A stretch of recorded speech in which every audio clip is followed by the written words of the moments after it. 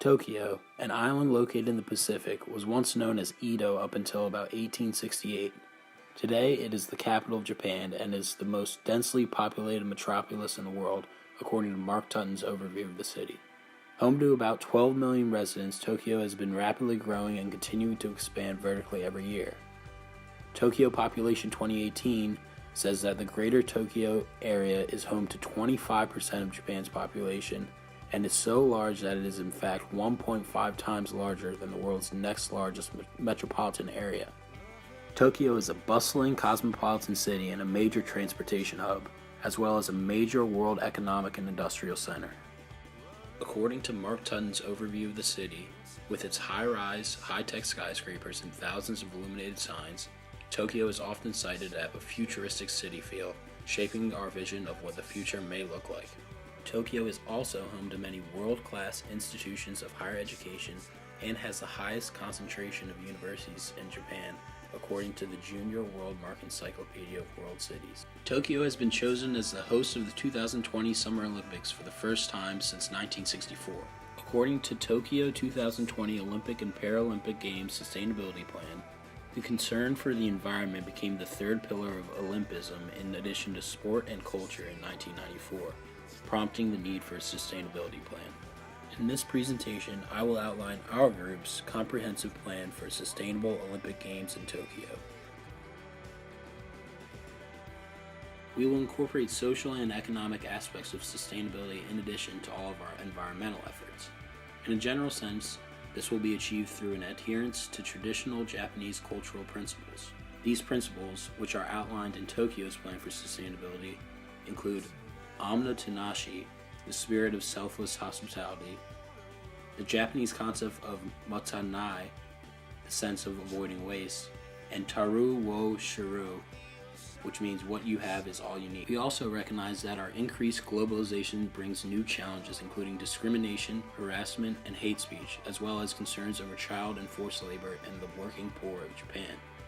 To address these issues, we launched official standards for organizational and social responsibility, focusing on several core principles that, according to the Tokyo Plan, include accountability, transparency, ethical behavior, respect for the rule of law, respect for international norms of behavior, human rights, labor practices, the environment, and fair business practices. All organizations associated with the Games are expected to adhere to these principles, and other surrounding businesses are encouraged to join our efforts. To increase business profitability and reduce environmental impact, we will focus on sourcing materials from suppliers that consider human rights, labor, and other social issues during their procurement of products and services.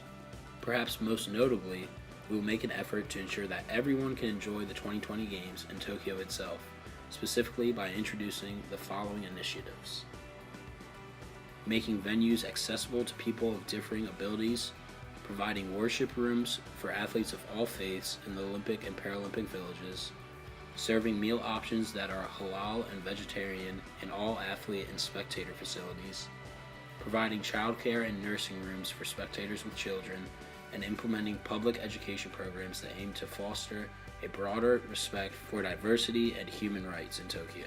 Tokyo will also continue to focus on improving sustainability regarding land use, sports and cultural activities, accessibility to public transportation, and community involvement.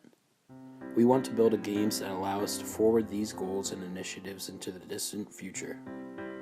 To reduce Tokyo's environmental impact, the Sustainability Plan proposes three main environment-related themes. These themes from the Tokyo 2020 Olympic and Paralympic Games Sustainability Plan include climate change prevention, specifically low-carbon management, resource management, and the natural environment and biodiversity. To reduce Tokyo's carbon emissions leading to and during the Games, the plan says that the city will set specific reduction targets utilizing Japan's advanced energy-saving technologies. To accomplish this, they also include plans to reduce greenhouse gases emitted during the Games.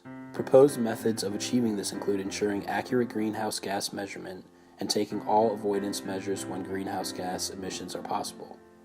To improve resource management, the plan states it is essential that we work on resource conservation and recycling, encourage maximum use of the 3 R's, reduce, reuse, and recycle, while ensuring only products and services that are absolutely vital to the games are used. Other plans for reducing resource use are improving resource efficiency by reducing the use of virgin materials and increasing resource recycling.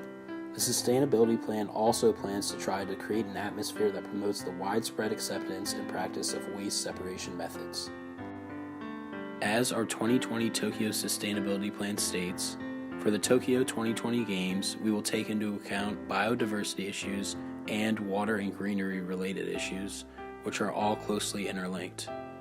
As with the other two environmental goals we have already examined, the plan includes setting water, greenery, and biodiversity related targets.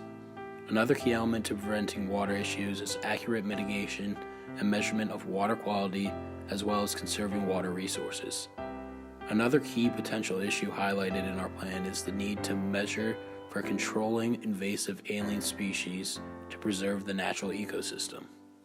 Hosting the Olympic Games is a widely sought-after opportunity to both show off your country's successes to international tourists and bring in immense revenue and attention to your local culture.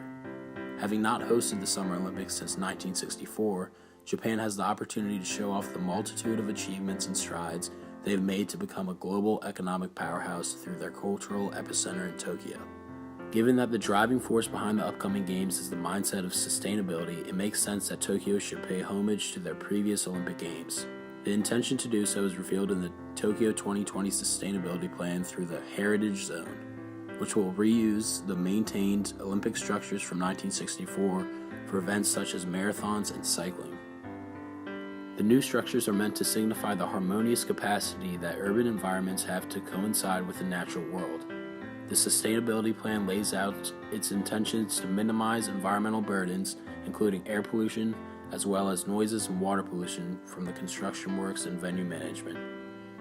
While the initiatives to repurpose old Olympic structures in tandem with the new ones are admirable, it is a matter of fact that most countries have historically funneled billions of dollars into Olympic facilities only to let them go by the wayside in subsequent years.